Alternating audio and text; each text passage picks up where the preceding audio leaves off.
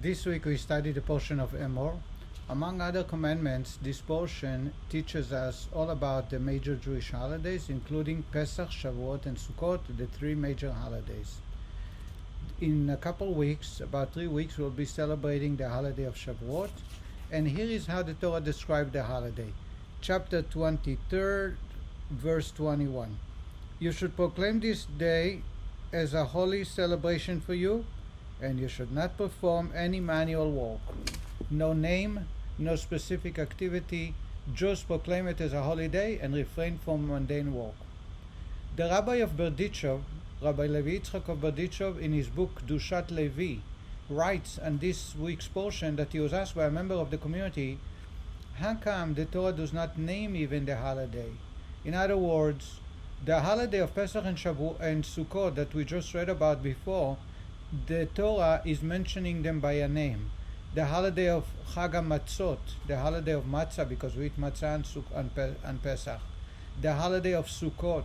This holiday, we just call it a holiday of celebration, proclaim this very day as a holy day to celebrate and refrain from any work. How come the Torah is not mentioning a name to it? And he explains that every other holiday, Pesach and Sukkot, involved with a specific activities. The holiday of Passover, we must eat matzah. That's why the Torah called it Chag HaMatzot, because on the first night, or outside of Israel on the first 2 nights, we must eat matzah. Therefore, the Torah calls it Chag HaMatzot. The holiday of Sukkot, where we commemorate and appreciate God saving the Jewish people in the desert for 40 years by providing them with huts, with sheds. We eat in the sukkah, we drink in the sukkah, we bring guests into the sukkah, we celebrate our life outdoors in the sukkah. Therefore, we call it Chag HaSukkot. The holiday of Shavuot, on the other hand, does not involve any activity. There is nothing specific we must do other than celebrate it as a holy day in which God gave us the Torah. Therefore, the Torah does not call it by any name, because the name usually would hint to the specific activity that the holiday involves. This holiday is no specific activity, and therefore there is no name. The Lubavitch Rebbe teaches us a bit further, a bit deeper, based on Kabbalah.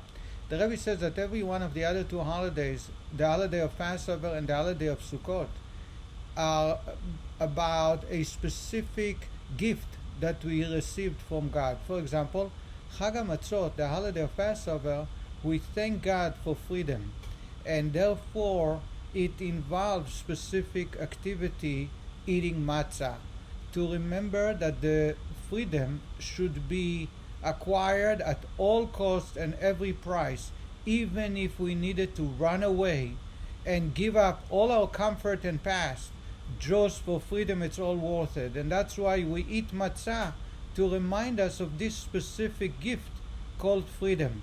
On the holiday of Sukkot, we are reminded that we have to trust God in every situation, no matter how dire the situation. So the Jewish people lived in the desert where naturally there was no place for sustenance, there is no chance for survival, yet they were able to live and flourish and raise families even in the desert for 40 years. That's why we need to live in a shed for 7 days to remember and appreciate how God's taking care of us and looking after our needs and having trust in God. Again, this is a specific gift that we receive from God, and we thank God in a specific behavior. The holiday of Shavuot, says the Rebbe, is about the giving of the Torah. When God gave us the Torah, it is the marriage contract, the ketubah, between the groom and bride, God and the Jewish people. And therefore it is an all-encompassing gift. It is something that is not specific to a activity or a specific gift, but just a whole encompassing of our relationship that exists between us and God. And therefore the Torah will not give us a name, because the Torah will not give us a specific activities to behave here, because it is a more general, so to say, gift. It is a gift that encompasses when we live a normal life and when we live a difficult life, a happy life, when we raise children, when we are raised by parents, when we have relationship in business or at home. In every aspect, we have the Torah to teach us and guide us. in it is the marriage and the covenant that God had made with us, and therefore there is no specific activity involved in this holiday, and therefore the Torah will not name this holiday in a specific way, because it's not about a name, it's not about a specific talent or gift, it is all-encompassing. And I hope that we all can prepare ourselves for the holiday of Shavuot, in which God gave us the Torah, which is all-encompassing, every facet and every aspect of our life. Also this week we will be celebrating the holiday of Lag BaOmer on Thursday night at 5:30.